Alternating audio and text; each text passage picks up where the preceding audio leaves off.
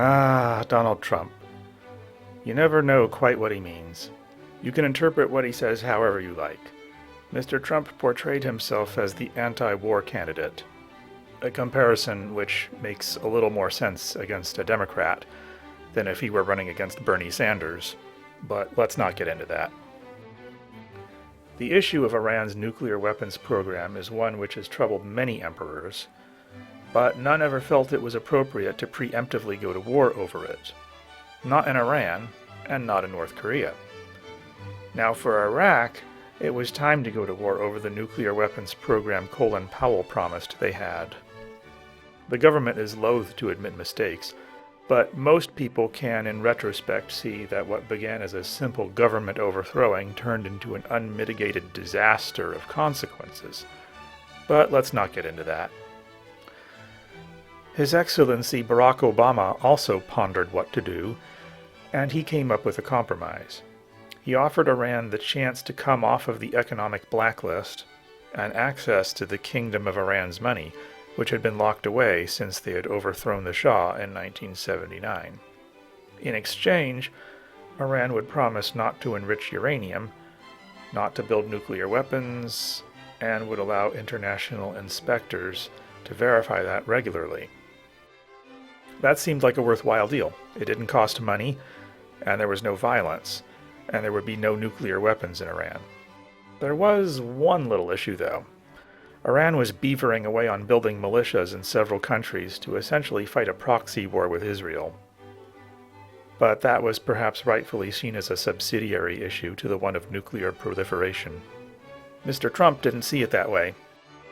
In his view, where cause and effect has been suspended, the deal somehow gave Iran everything they wanted, for nothing in return.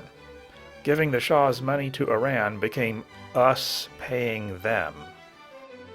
Possibly his biggest complaint with the agreement is that Obama got credit for it. So Trump made an adjustment to the deal. He returned Iran to the economic blacklist and demanded they promise not to enrich uranium or build a nuclear weapon or support the militias. But Iran obviously wasn't going to hand the Shah's money back to Trump. Trump seemingly wanted to humiliate Iran and make them beg him for relief in exchange for broad control over Iran's security policy. Iran, to no one's surprise, refused to prostrate themselves before Trump and returned to enriching uranium for, according to them, peaceful purposes.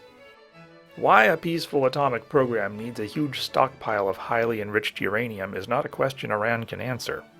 Apparently, their plan is to refine the uranium first and develop the bomb later. Adolf Netanyahu of Israel was, of course, opposed to the deal as well as to Obama. Seemingly, he preferred the Iranians to build a nuclear weapon and not have funding for their militia groups. Hot take. The spark that blew up the gunpowder magazine came from Hamas, which definitely got support from Iran, but nevertheless could make its own decisions. What does that have to do with Iran? Well, brief history lesson. Hamas invaded Israel and killed 1,200 people, raped others, and abducted 250 more people to be hostages in the eternal hostage-taking ritual in Palestine. Meanwhile, Russia was going bonkers in Ukraine and not so much in Syria. Hezbollah, based in Lebanon, provided much of the security in Syria during their civil war of proxy groups. The situation in Syria began to collapse. Hezbollah couldn't stop it, Iran didn't react, and Russia more or less ignored the Untergang in favor of wailing on Ukraine. It all happened very fast. The Syrian government, which was an ally of Iran, collapsed. Israel, meanwhile, was massacring Palestinians in Gaza. Hamas was doing the typical liberty or death thing, and Hezbollah played with the idea of getting involved in fighting Israel, firing a few rockets here and there.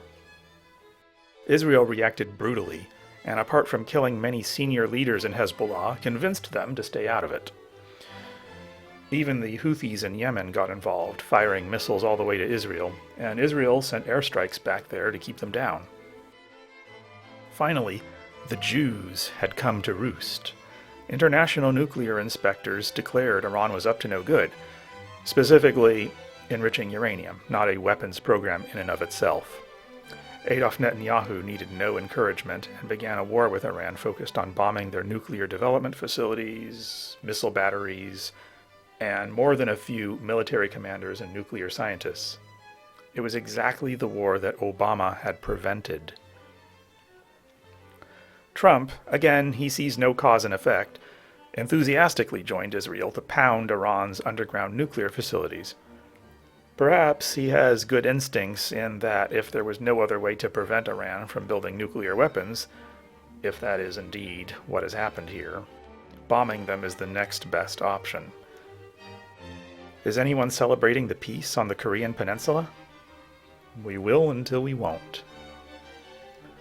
Now the United States is paying a proxy to fight a war in which people are being killed in Iran and Israel. It is true, on the path not taken, groups like Hezbollah and Hamas would have been better funded if Obama's agreement with Iran was in place. It's also true that Israel would not be bombing Iran, and as far as the impact on the bombing of Palestine, I say it's useless to speculate on that.